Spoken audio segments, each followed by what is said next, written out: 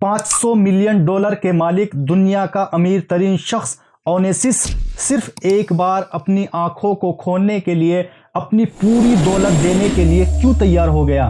For him and his family. This was a great tragedy. A real. Everyone had a price. And $60 to his name. What he lacked in ready money, he made up. امریکہ کے سابق صدر جون F Kennedy کے انتقال کے بعد ان کی بیوہ Jacqueline Kennedy کی شادی ایک یونانی تاجر ایرسٹول اونیسس سے ہوئی۔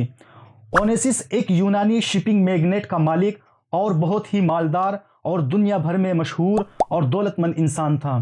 اس کا شمار صرف یونانی یا امریکہ میں ہی نہیں بلکہ دنیا کے امیر ترین لوگوں میں ہوتا تھا، اور وہ پہلے ہی ایک جانی پہچانی شخصیت تھی، لیکن جیکلین سے شادی کے بعد تو وہ شہرت کی بلندیوں تک پہنچ گیا۔ 1973 تک اس کی زندگی لوگوں کے لیے قابل رشک تھی، مگر اسی سال اس کے نوجوان بیٹے کی موت ہو گئی، اور پھر 1974 میں اونیسس کو میستھینیا گریوس بیماری نے ہلا کر رکھ دیا۔ اس مرض سے اس کے جسم کے اعضاء اس قدر کمزور ہو گئے کہ اس کے لیے جسم کے پارٹس کو خود سے ہلانا بہت مشکل ہو گیا، یہاں تک کہ وہ اپنی آنکھیں بھی خود سے کھولنے پر قادر نہ رہا۔ بیماری کے دوران جب اونیسس سے پوچھا گیا کہ تمہاری لائف کی سب سے بڑی خواہش کیا ہے، تو اس وقت کے $500 ملین جو آج سے تقریباً $2.3 بلین کے مالک نے چیختے ہوئے جواب دیا کہ بس ایک مرتبہ اپنی آنکھوں کو خود سے جھپکنا چاہتا ہوں، چاہے اس کے لیے مجھے اپنی پوری دولت کیوں نہ دینی پڑے۔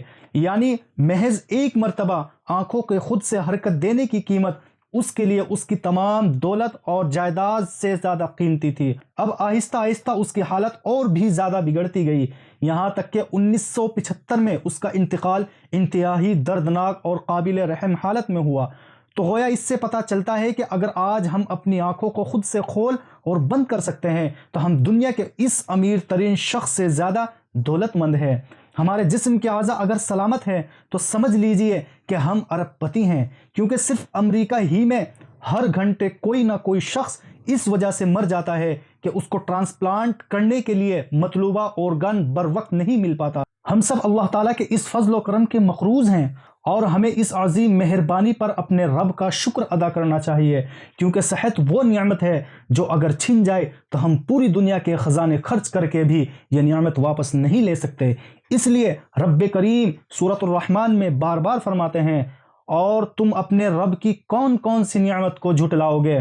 فرمان رسول صلی اللہ علیہ وسلم بھی یہی ہے کہ اللہ سے معافی اور صحت کا سوال کرتے رہا کرو، کیونکہ ایمان کی نعمت کے بعد تندرستی سے بہتر کوئی نعمت نہیں۔ اس لیے اپنی اچھی صحت اور قیمتی صلاحیتوں کو ضائع ہونے سے پہلے غنیمت جانیے اور انہیں بہترین راستے پر لگا دیجیے۔ اور اللہ کے رسول صلی اللہ علیہ وسلم نے بھی فرمایا، 5 چیزوں سے پہلے 5 چیزوں کو غنیمت شمار کرو: جوانی کو بڑھاپے سے پہلے، صحت کو بیماری سے پہلے، مالداری کو تنگ دستی سے پہلے، فراغت کو مشغولیت سے پہلے، اور زندگی کو موت سے پہلے۔